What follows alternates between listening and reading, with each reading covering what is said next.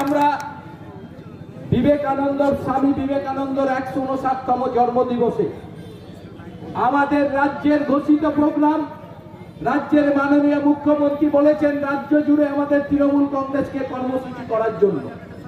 আমরাও সেই মতো বর্ধমান শহরের 35টা ওয়ার্ড নিয়ে আজকে টাউন হল থেকে উত্তর ফটক পর্যন্ত এই মহা মিছিল করে আমরা বিজেপির সাম্প্রদায়িকতা, কেন্দ্রীয় সরকারের কৃষি বিলের প্রতিবাদে আজকে আমরা এই প্রতিবাদ মিছিল আমরা সামিল করেছি। আমরা অত্যন্ত আনন্দিত যে বর্ধমান শহরের মানুষরা কয়েকদিন তাদের ফোন করে বলার পর তারা আজকে হাজার হাজার দলের সমর্থকরা আমাদের এই মিছিলে সামিল হয়েছে। আর আমরা আজকে বলতে চাই, যারা আমাদের বলছেন খোকন দাস কাল বিজেপিতে জয়েন করছে, খোকন দাস পরশু বিজেপিতে জয়েন করছে, এই সব ধান্দাবাজ নেতাগুলোকে বলতে চাই, খোকন দাস 1998 সালে দলের দল করছে, খোকন দাস কোনদিন দল ছাড়বে না।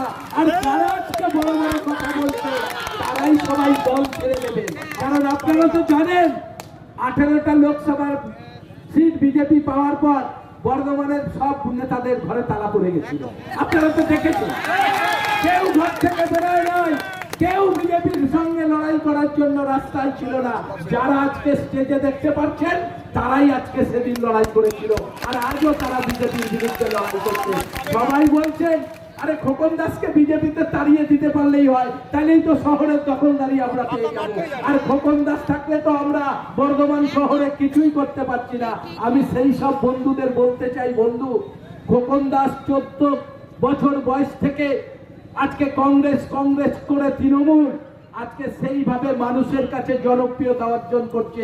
তার জন্য সময় লাগে, টাইম দিতে হয়, মানুষের সঙ্গে থাকতে হয়।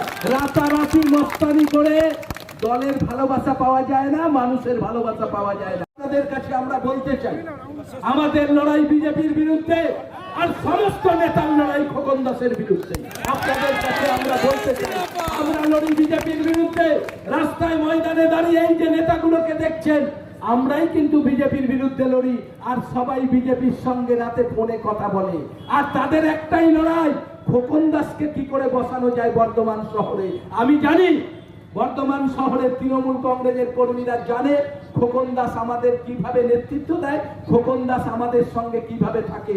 তাই আমরা এটা নিয়ে চিন্তিতও না, আমি বিচলিতও নয়। কারণ আমি আজকে 1998 সাল থেকে সিপিএম যখন ক্ষমতায় ছিল তার সঙ্গে লড়াই করে উঠে এসেছি।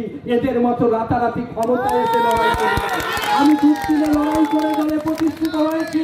আর যারা তৃণমূল আসার পর দলে এসেছেন তারা আজকে বড় বড় কথা বলছেন। আজকে দেখে যান বর্ধমান শহরে আমি আমাদের নেতাদের বলেছিলাম যে আমরা উত্তর ফটকে বক্তব্য শুরু করব, সে সময়ও টাউন হল থেকে লোক বেরাবে। আর সেটাই প্রমাণ হয়ে গেছে যে আমরা মিটিং শুরু করেছি তখনও টাউন হল থেকে মানুষ আসছে। আজকে এটা মানুষের ভালোবাসা। মানুষ জানে যে খোকন দাসই তৃণমূলটা করে, আর যারা করে তারা তৃণমূল করে না, তারা খোকন দাসকে রুখতে চায়, তৃণমূলকে না। বিজেপি তারা বিজেপির বিরুদ্ধে লড়াই করে না। তাই হাজার হাজার আমাদের সহকর্মীদের আমরা বলবো, আপনারা আমাদের এই কম সময়ের মধ্যে আপনারা সত্যি তো বারবার আপনাদের কাছে আমি ধন্যবাদ জানাতে চাই।